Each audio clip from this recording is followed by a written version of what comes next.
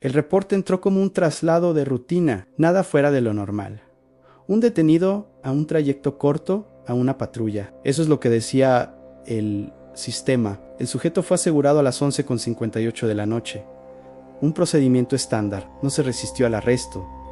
No pidió la llamada a un abogado. Ni siquiera preguntó a dónde lo llevaban. Desde el momento en que lo subieron a la unidad, lo único que dijo una y otra vez fue una frase muy corta y muy extraña: no lleguen después de las 12. Los oficiales, claro, pensaron que era una amenaza, ya saben, la típica bravuconada de alguien que se siente acorralado, o quizá una advertencia vacía para intentar intimidarlos. La patrulla avanzaba por las calles desiertas de la ciudad, con el único sonido del motor y la respiración de los 3 hombres a bordo.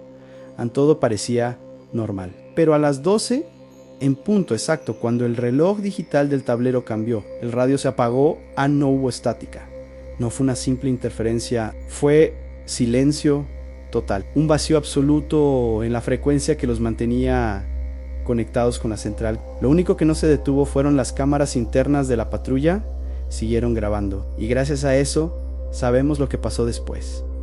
Eso fue lo único que quedó. En las grabaciones se ve al detenido sentado en el asiento trasero, las manos esposadas a la espalda, la mirada completamente fija hacia el frente, como si estuviera viendo algo que los demás no podían percibir. A las 12, con 1 minuto sonrió, una sonrisa leve, casi imperceptible, pero cargada de un significado aterrador. Uno de los oficiales, el que iba de copiloto, se giró y le preguntó qué era tan gracioso. El sujeto, sin cambiar su postura, con la misma voz monótona respondió: ya pasó. Justo en ese instante, la patrulla se detuvo de golpe. Se detuvo por sí sola.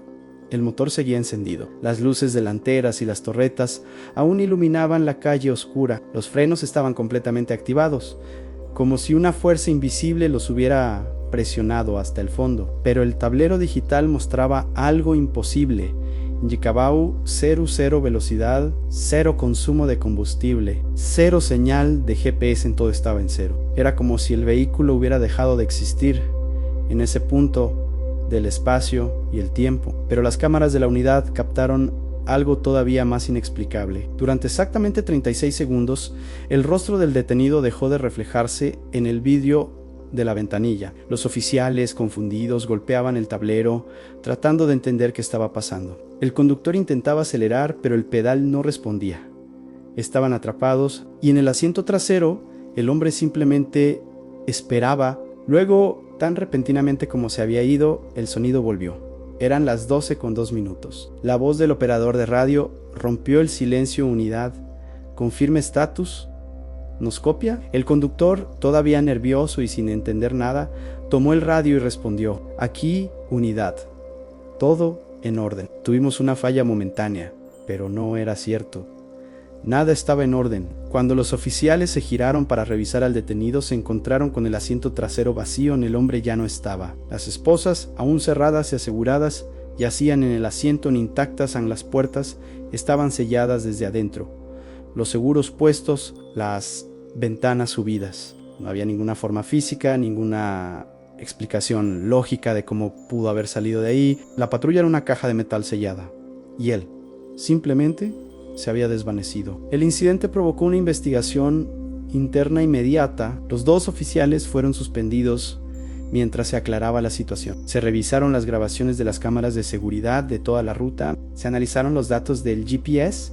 Se interrogó a todo el personal de turno y el resultado solo profundizó el misterio. Todos los registros externos, el GPS, las cámaras de la ciudad, todo indicaba que la patrulla nunca se detuvo. Su trayecto fue continuo, a una velocidad constante, sin ninguna anomalía. Pero el video interno, esa grabación silenciosa y aterradora, contaba una historia completamente diferente. Los expertos forenses analizaron la cinta una y otra vez y descubrieron algo que helaba la sangre. En el segundo exacto en que el reloj del tablero marcó las 12 de la noche, la imagen de la cámara se oscureció. Fue apenas un parpadeo, una fracción de segundo, pero cuando la imagen volvió a ser nítida, el hombre ya no estaba en el asiento. Se había ido en ese instante imperceptible. Desesperados por encontrar una respuesta, los investigadores profundizaron en el expediente del detenido y fue entonces cuando encontraron lo peor.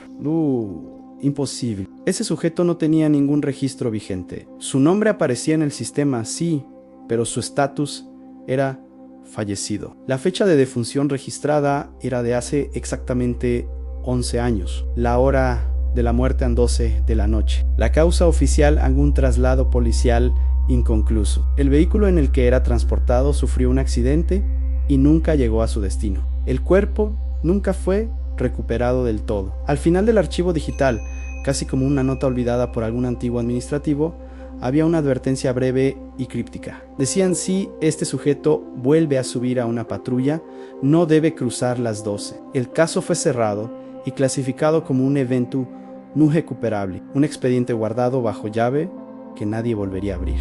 Desde entonces, en ese distrito ha surgido una regla no escrita entre los oficiales. Cuando el reloj de la patrulla marca las 11:59 y llevan a alguien en el asiento trasero, algunos prefieren detenerse a un lado del camino.